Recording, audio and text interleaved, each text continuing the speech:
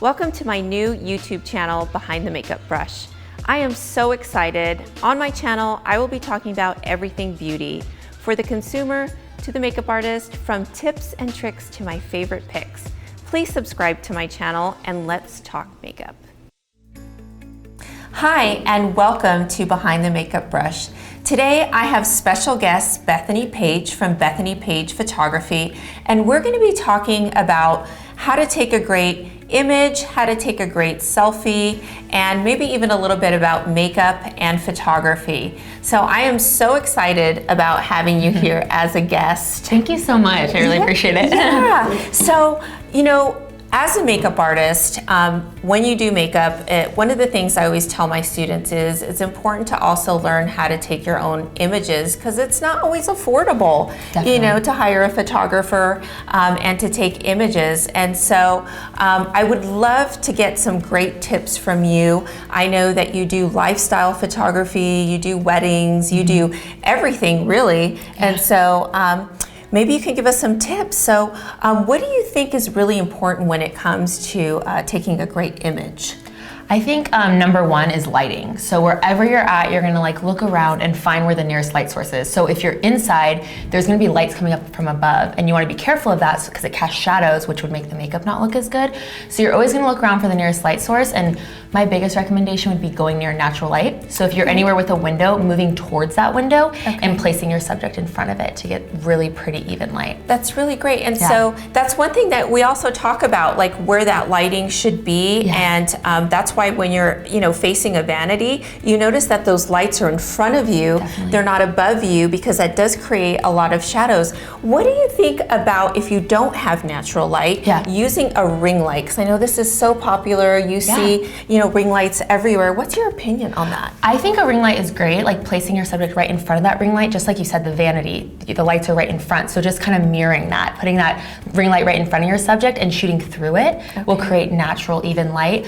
A good tip that I actually learned when I got my engagement photos done, my photographer, and I don't know why I never thought of this, my photographer, before he placed me and my husband in the spot, he put his hand up and looked where the light was hitting. And that is so great, because then you see the shadows beforehand. Before you place your subject there, you're seeing like where the light is hitting. Oh, that's brilliant. Oh my goodness. I know, I never thought of it until you did it on the shoot. I never thought about that either. So, okay, so lighting is first step.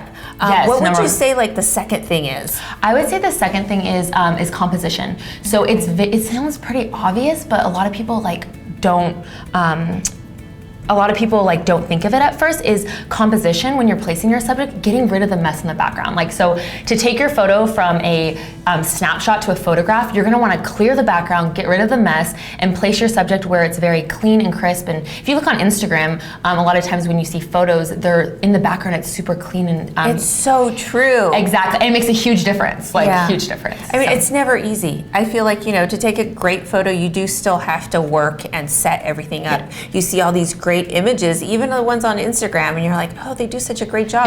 But there's work. They make it seem so easy. Oh, especially weddings. That kind of taught me that. When I'm shooting a wedding, getting ready photos, it's like you're moving things around the hotel room. It looks so pretty in the photos, but when you're taking the shot, there's messes everywhere, and you don't see that. It's so true. So one of the things that I did want to ask you about is the gooseneck. I think that's what they call it anyways.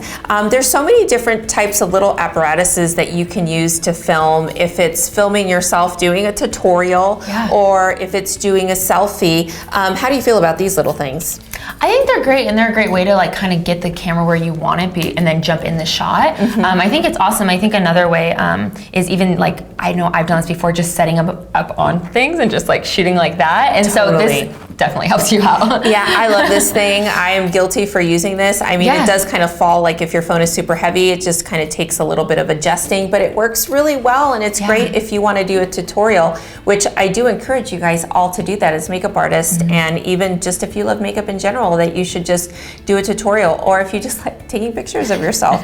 This works really, really great.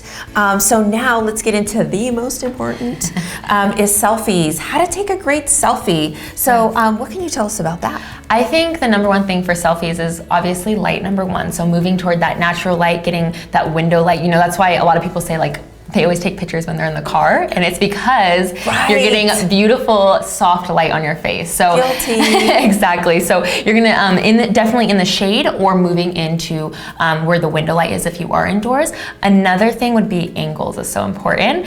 Holding it up a little bit higher than your face so that you're creating those like angles and those lines. Okay, so there is truth to that because everyone's always like higher. Exactly. And so that just kind of creates a longer look, thinner look. Definitely, and you don't want to go too high where it looks, you know, Odd. a little awkward, but bringing it up a little bit higher than what you normally would do, right straight on maybe isn't the best angle, but a little bit higher is great. And settings, like, is there any like specific settings you recommend for us to shoot? So I guess this wouldn't necessarily be for selfies, but when you're having someone else take a picture for you would be portrait mode. So the number one of the questions I get asked a lot with like when I'm teaching people how to use their camera is how do you get the blurry background? Like how do you get that professional look? Yeah, how do you? Can you please share with us? So what that is that is all based on the aperture mode on your camera. You're adjusting the aperture. Well, the amazing thing with an iPhone, they have this new mode, and well, it's not really new, it's a couple years old, but portrait mode.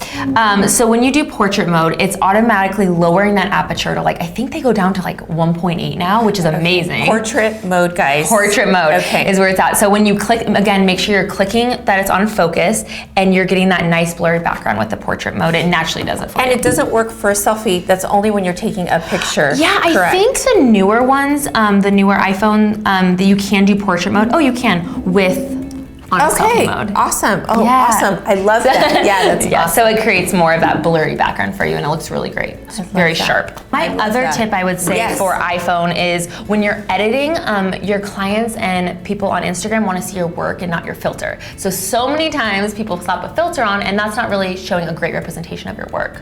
So I would say make sure you're editing naturally. Of course, if you want to put filters on for different things, but when you're showing your work, I would recommend doing more of a natural filter to show that beautiful makeup. That's awesome. And as far as editing, any recommendations on that? Yeah, so for iPhone edits, I know like Lightroom and on iPhone is great. I also use Visco, VSCO. I don't know if it's pronounced Visco or VSCO. That's a great one. And then also Facetune. I know sometimes Facetune gets a bad rep, but I think it's really great for adjusting and even like fixing maybe in post your makeup, you didn't have time, there was maybe a little imperfection. You can always use the patch tool and kind of, you know, maybe if there's like a brush, you know, extra brush on the face, you can take that out. You can even smooth a little bit more. Because I love Facetune. Yeah. I know I'm one of those that's guilty, but I'm definitely going to try one of those other apps that you recommended. Well, it's so great. You're so knowledgeable. I know that you've taught workshops before. Will there be any workshops coming up, or where can we find you if there is a workshop coming up? Yeah, so I am planning one for the fall that I definitely want to do, and then you can keep update to date with all of that on my Instagram at Bethany Paige Photo. Awesome. Well, thank you so much for coming. I appreciate it. I hope that this was helpful for you guys. Don't forget to subscribe to my YouTube channel, Behind the Makeup Brush, and I'll see you on our next episode, and let's talk makeup.